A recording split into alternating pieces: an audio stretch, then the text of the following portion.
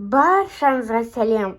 Осындай тамаша, өте жұмсақ болатын, кәдімгі дүкеннен сатып алынғандай керемет маршмеллоу жасағыларыңыз келсе, осы видеоны соңына қараңыздар. Жасалу жолына келетін болсақ, өте оңай. Бізде бар болғаны 3 зат қана керек: қант, желатин және де су. Біз ең алдымен желатинді суға араластырамыз. Бұлардың бәрін граммдарын описаниеде жазып қалдырамын. Біз суымызға желатинді араластырып қойып қоямыз ең алдымен. Енді отқа қоюға болатын ыдысымызды алып, оған қантымызды және де суымызды құйып, араластырып, қант ерігенше от тастайтын боламыз. Мен оттың астын қойып қойдым. Енді болған бізде 5-10 минуттан кетеді. Осылай араластыра отырып, бізде осылай көбік шыға бастағанда, осылай көбік түскенде сиробымыз дайын дегенсіз, оттың астын өшіреміз. Енді желатиніміз біздің дайын болды. Енді осыны водяной баняға қойып, ертіп аламыз. Немесе микроволновкаға салып ертуге болады. Ыстық сиропымызға ыстық желатинді қосып отырып, бір 7-10 минуттай көпіргенше араластырамыз.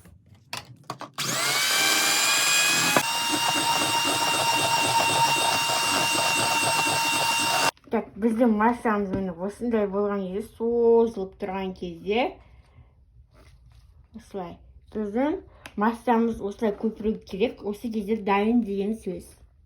Енді мынандай ыдысымызды дайындап аламыз. Бұл 4 бұрыш, өзіңіз қалаған ыдысқа осындай пищевой пленканы төсеп майлайсыздар. Кәдімгі сұйық маймен міндетті түрде. Себебі жабысып қалуы мүмкін. Сосын осы ыдысымызға саламыз. Маршмеллоуны сіздер өздеріңіз қалаған түстерге боясаңыздар болады. Мен осылай аққып істегім келді. Түрлі түсте боясаңыздар болады. Мен салдым. Осылай бетіне жауып қоясыздар. Мен кәдімгі пакетпен жаба салам. Бұны да майлау керек. Әйтпесем жабысып қалуы мүмкін. Енді осы күйінде 3-4 сағатқа холодильникке салып қоямыз. Бізде 3 сағат уақыт өтті.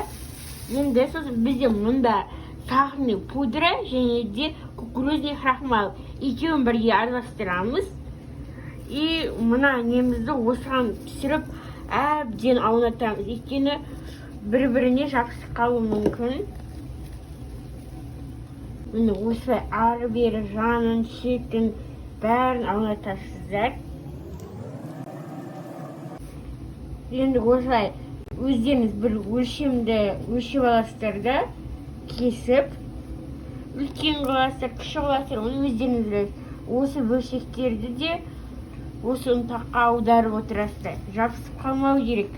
Егер аунатпасаңыздар, жабысып қалады. Осылай әрбір бөлшегін осы ұнтаққа аунатасыздар. Енді осыны 4 бұрыштық бөлеміз. Бәрін бірге бөліп алып, осылай үстеріне сеуіп жасасаңыздар болады. Мен осылай бәрін осы ұнтаққа аударып шығарсыздар. Сонда жабыспай бір-біріне күшті сақталатын болады. Мінекей достар, біздікі дайын болды. Осылай өзіңіз қалаған ыдысқа салып ұсынсаңыздар болады. Қараңыздар достар, өте керемет, кәдімгідей қараңыздар, күшті болып шыққан. Жасап көріңіздер, міндетті түрде керемет болып шығады.